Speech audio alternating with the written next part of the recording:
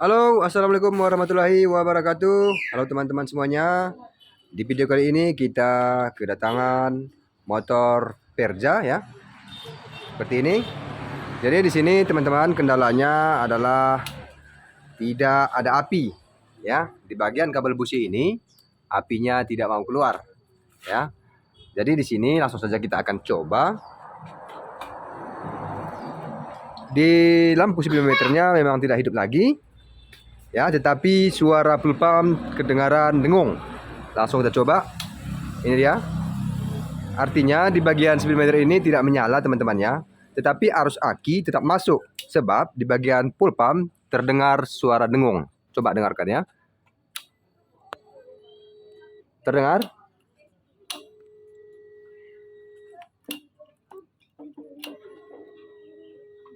Terdengar ya?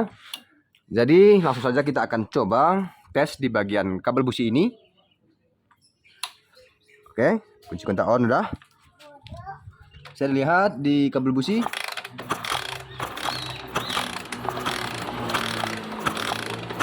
Tidak ada sedikit pun teman-teman ya. Jadi di sini saya akan berbagi kepada teman-teman ya masalah dari motor Perja ini tidak ada api di kabel busi ya. Nah, ikuti saja video ini. Dan untuk motor Perja teman-teman ya, perlu saya sampaikan kepada teman-teman ya, tidak ada aki pun tetap keluar api dari kabel busi ini biasanya ya. Jadi ini berhubung akinya masih connect, masih masuk arus akinya ya, tetapi tidak mau keluar api di kabel busi. Oke, paham teman-teman ya? Jangan pula nanti teman-teman berpikir bahwa motor Perja tidak ada aki, tidak keluar api. Itu salah. Tanpa aki motor ini tetap akan keluar api. Ya. Oke. Jadi sebenarnya teman-teman ya, motor ini sudah pernah dibawa ke bengkel, tetapi katanya mekanik itu tidak bisa mengatasi motor ini dan yang punya menganjurkan untuk bawa ke rumah ya. Setelah beberapa minggu di rumah karena beliau tidak punya modal mungkin ya, dia tanya kepada saya, kemudian saya suruh antar dan saya periksa, memang ternyata benar ya. Menurut penuturan yang punya ini, bengkel itu sudah pernah mengganti di bagian DC close ini ataupun coil ini ya. Yang merek biasa katanya dibeli, yang merek Fukuyama mungkin, tetapi setelah dipasang ya, jalan sekitar 300 meter ini kembung katanya, kembung coil ini tidak mampu untuk menampung ya. Karena menurut saya ini bermasalah di bagian pengapian yang lain, mungkin ada yang konsleting ya, baik itu kabel ataupun pengapian, ecu, spool ya.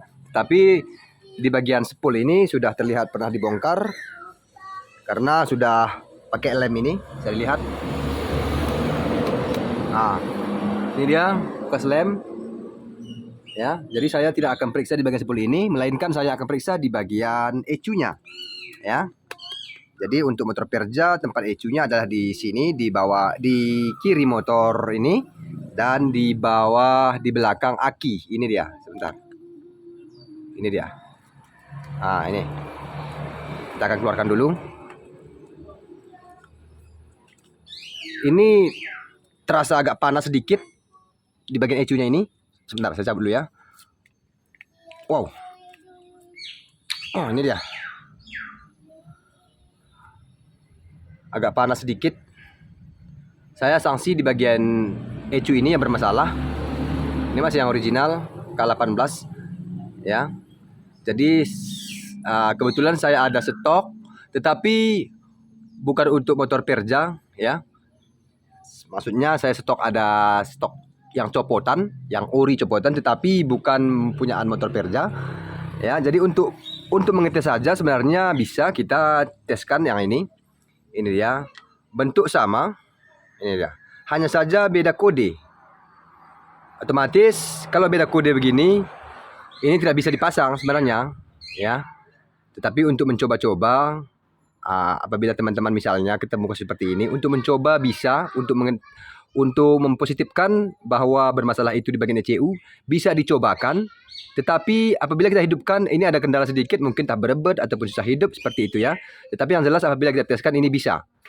Hanya beda kode saja. Ini dia K41 yang ini Ini kalau nggak salah K41 punyaan Blade 125 ya. Sementara untuk Perja K18 ini dia. Oke.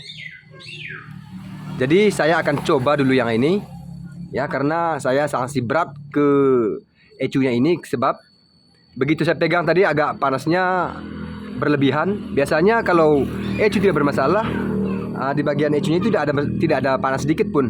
Tetapi tadi ketika saya pegang pertama ada rasa panas sedikit, makanya saya sanksi di bagian ecunya ini.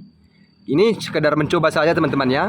Coba kita teskan apakah sudah ada api. Apabila sudah ada api berarti sudah positif di bagian ecu yang bermasalah. Coba, saya yakin itu yang bermasalah ini. Tapi untuk memastikan kita akan coba dulu. Oke, saya lihat di bagian ini kabel busi, kunci kontak on. Oke. Terlihat teman-teman ya. Ini dia.